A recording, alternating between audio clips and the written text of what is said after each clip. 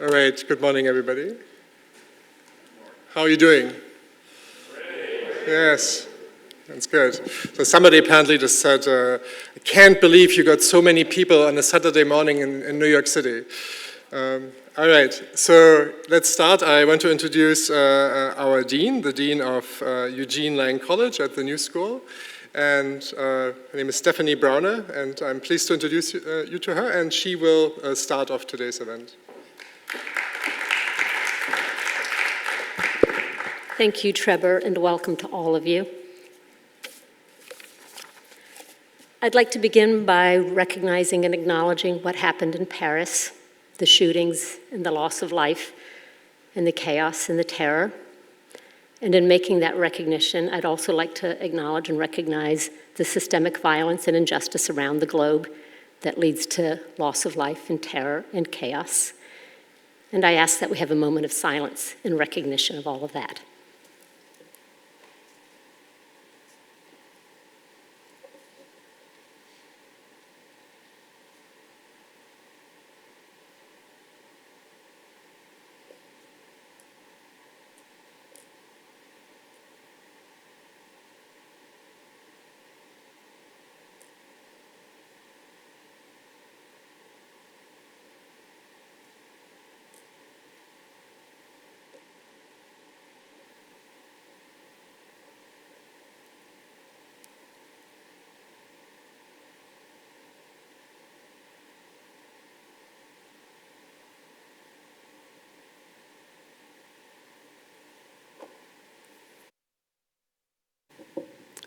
Thank you.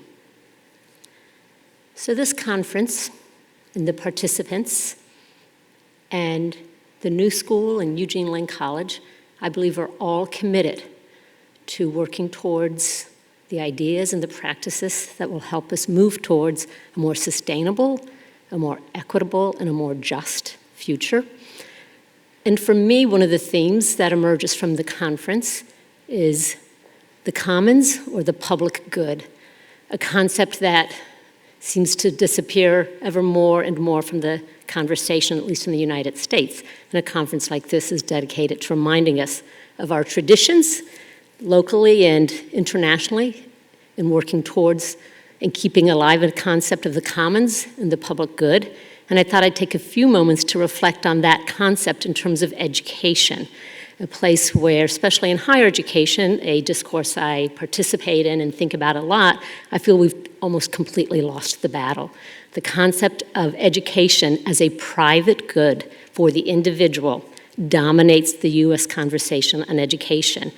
Definitely higher education, but even increasingly K through 12. This has not always been the case. A little bit of history might be useful.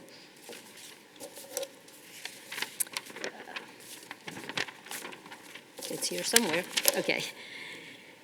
You may know some of this history. In the mid-1800s, the United States was one of the first countries to provide a free elementary school education to a majority of, let's be careful, white children.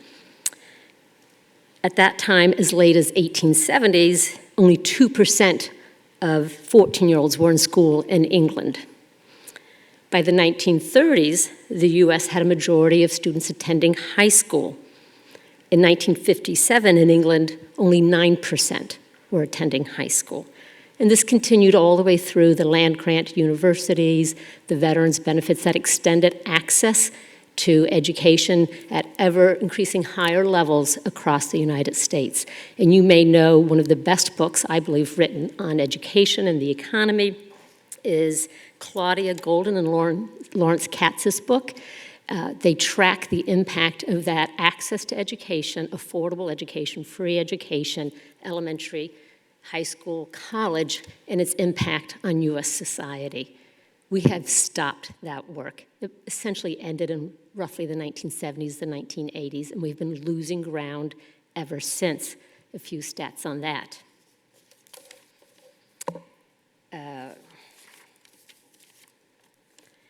In 2000, the US was second amongst all wealthy nations in having its share of the total population having accomplished tertiary education.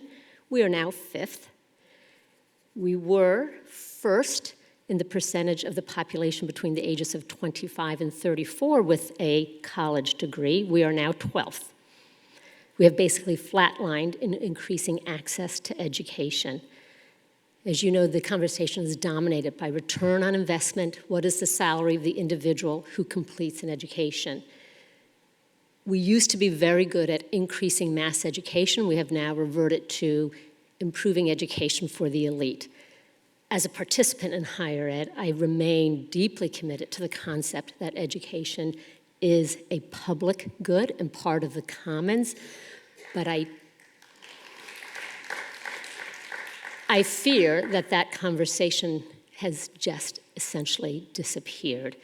This conference is committed to returning our conversation and that concept to a broader swath of participants, from labor to digital and also to education. I'm very glad you are here. Thank you for making this conversation an important part of what's happening in the academy, in the workplace, and know that we join you in that work here at the New School and making it part of the conversation in education. Welcome.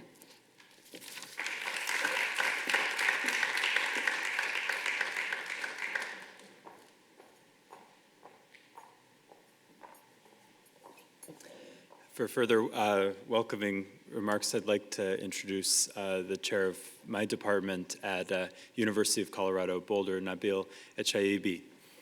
Thank you. Good morning. Thank you for coming, and thank you, Trebor, and thank you, Nathan, for making it possible for me to be part of this wonderful conference. Yesterday was a blast. It was really good to see and hear from so many great people who are doing great initiatives. And I wanted to just take this opportunity this morning just to remind us that universities have a much larger role to play, as we just heard about how the university has to play a bigger role in our sort of public discourse about these issues.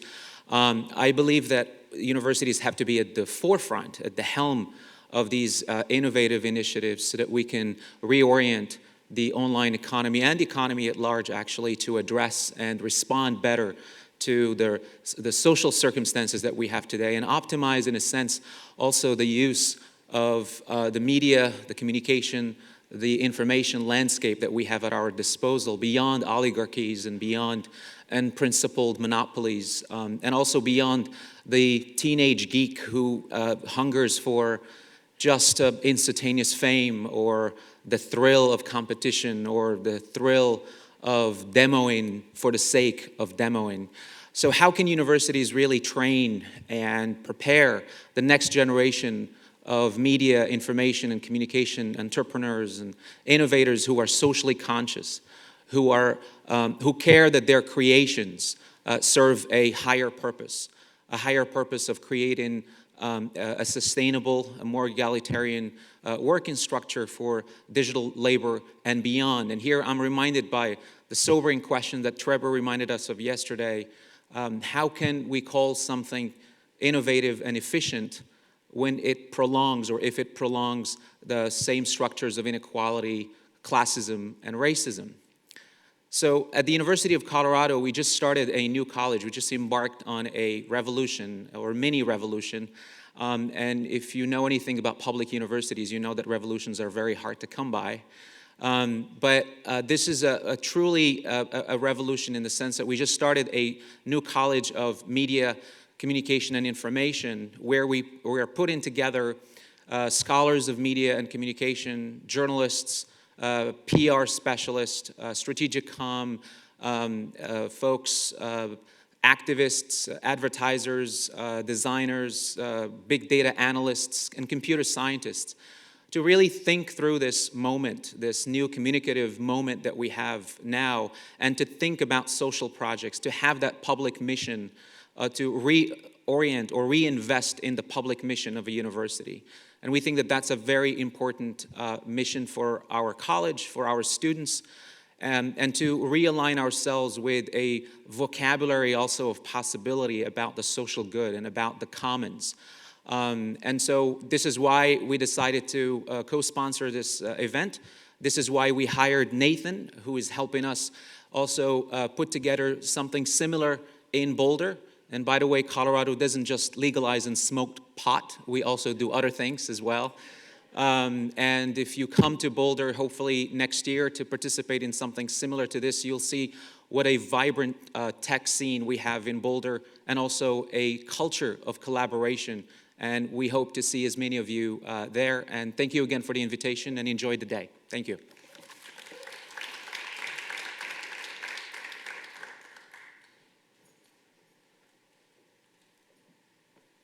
We have a couple minutes actually before we absolutely need to begin the showcase presentation. So I wonder if anybody would like to share any reflections on yesterday. Some people are here who couldn't come. Does anybody have a brief reflection that they'd like to share? Yeah.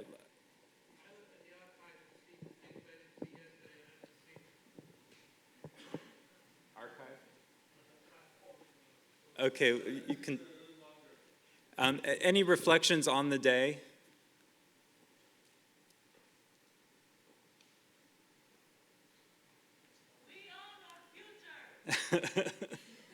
We are our future. Okay, good.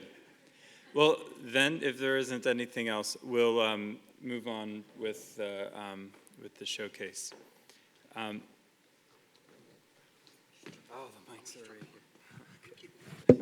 All right, so this is kind of my favorite part of this whole show, is seeing what people are really up to.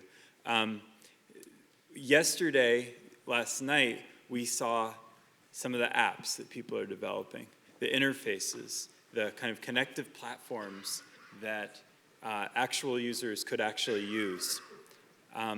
Today, we're looking more at some of the infrastructure. You know, and this is something I emphasized yesterday morning, that apps matter, but they're enabled by a backdrop of infrastructure. And these are really powerful tools that, that will enable the next generation of cooperative platforms to emerge if we use them right, if we connect them right, you know, if we recognize their collaborative potential. So we have a very full schedule of presentations this morning. I'd like to ask the presenters to please just come up one after another in the order that's in the program, and you know, don't wait for me to introduce you or anything like that.